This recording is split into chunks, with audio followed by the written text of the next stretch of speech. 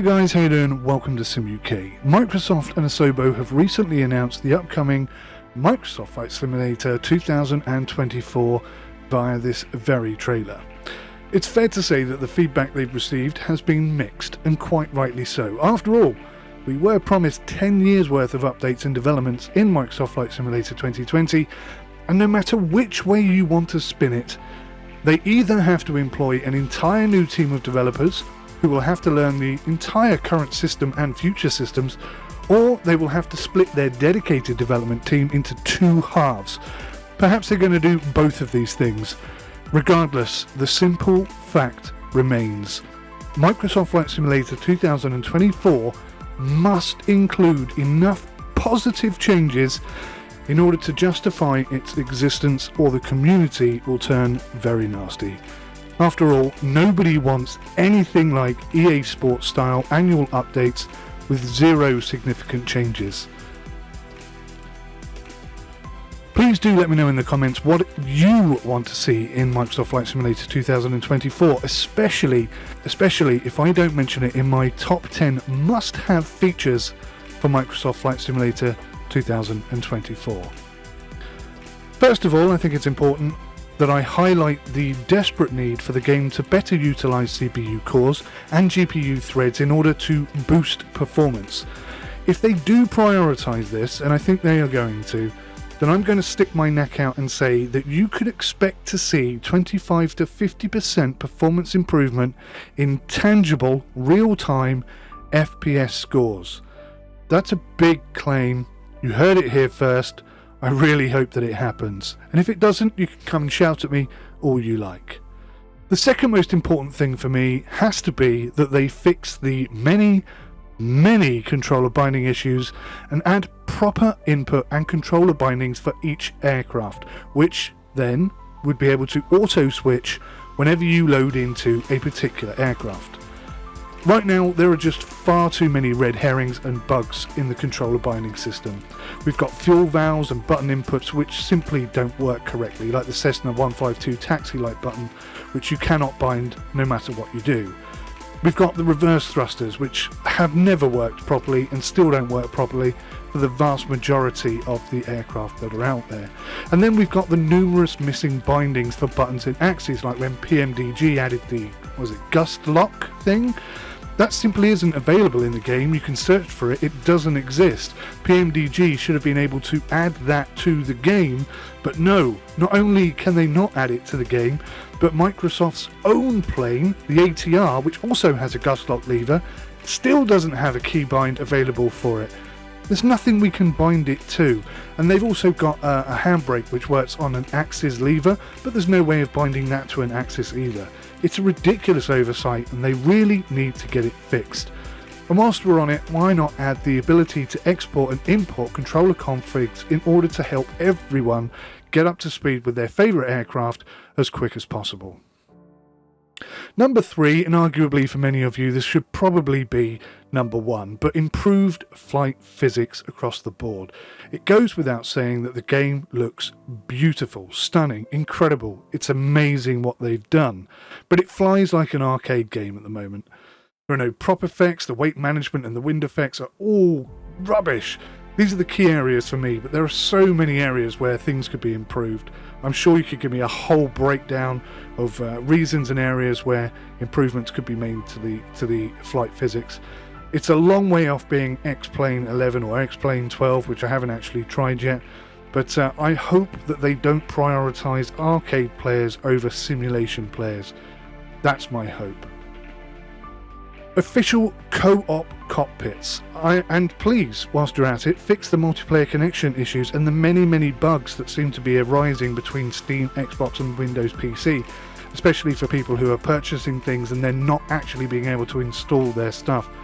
It would also be nice if I could turn on collisions between me and my friends, because sometimes we want to fly in close proximity to each other, risking life and limb, just to see how well we can do it, and you're kind of taking a lot of the fun out by not allowing that to be the case.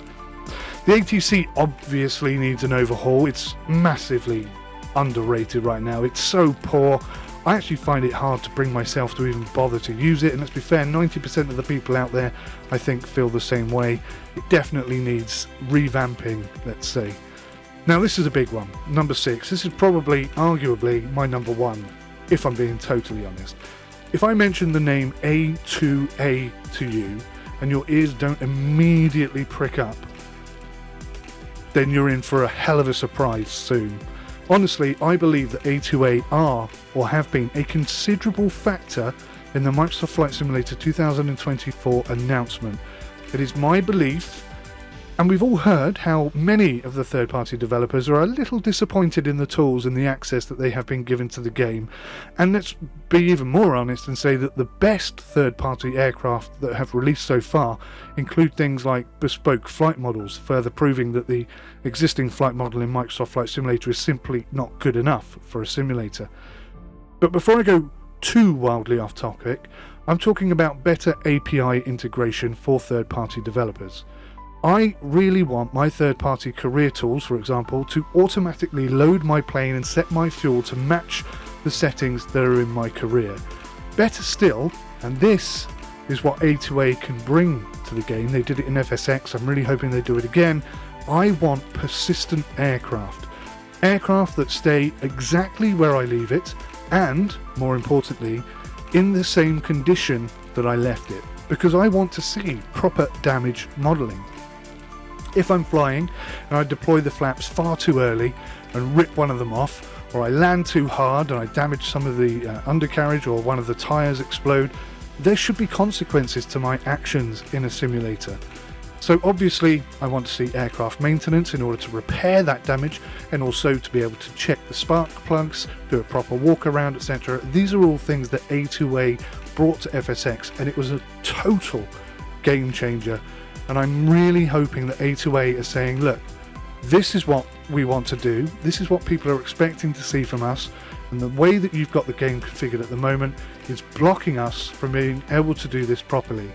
And I think Microsoft Flight Simulator 2024 has been pushed forward because of these requirements from 𝗂𝗂𝗂𝗂𝗂. That's my belief.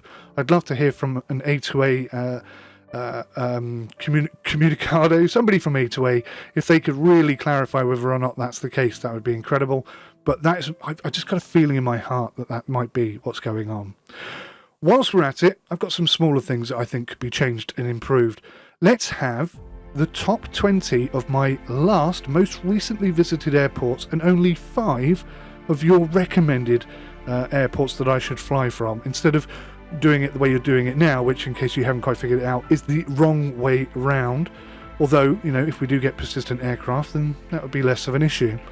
I would also like to see visible cargo and passengers as an option for my flights. I know that's going to hit some of the FPS problems, but again, if you refer back to point number 1, I think we could double FPS if they just sort out some of the CPU binding issues that they've got at the moment. So yeah, I'd like to see cargo, passengers, dynamic runways. I'm talking about puddles, I'm talking about potholes, animals, birds, snow, rogue AI pilots, albeit I'd like to see them very rarely, but come on, you know, Harrison Ford landed his Cessna on the taxiway, for goodness sakes. These things do happen, although very rarely, thankfully. Right now, the ground handling is, let's think of a word, let's say shambolic. I find it so infuriating that I have to max my throttle out in order to get my 152 moving in any direction at all. I also would not mind seeing pilots that can do a full walk around check and climb into the cockpit. Now, you could argue that that isn't very simulation, but I just think it would be fun. I think it's a nice addition to the game, and it would benefit the hardcore sim players, and be nice for the the arcade players who just want to run around and have a laugh. But, you know, okay, I'm pushing it a little bit there. For my 10th and final thing, I'm torn between a few things. Multiple monitor support, which I don't think has been implemented, and if it has, I don't think it's fully implemented yet, but then I haven't been flying for nearly a year, so I'm a bit rusty. The replay camera, which is half-arsedly currently existing at the moment. It's not really there, but you can sort of use a beta version. Anyway, we need to see a proper replay camera. Proper seasons, which, if you've watched the trailer, does appear to be indicated as coming, because there were season changes within the trailer. If you haven't seen that, watch it again. Or just some smaller patches. if you don't mind. Do you know what I mean? I don't want to sit down in the 2 hours that I've got in the evening to fly my aircraft and then go, oh, well, it looks like I've got a 160 gig update to install before I can actually do any flying today, because that's quite irritating. Guys, honestly, these are probably the first 10 things that I could think of, but please, really, I do want to know, what are your thoughts? Let me know in the comments below. I'm certain, absolutely certain, that you will have some great ideas that I haven't thought of, and you're probably going to make suggestions that will make me want to add them to my own list and push out some of the less important ones that I've mentioned.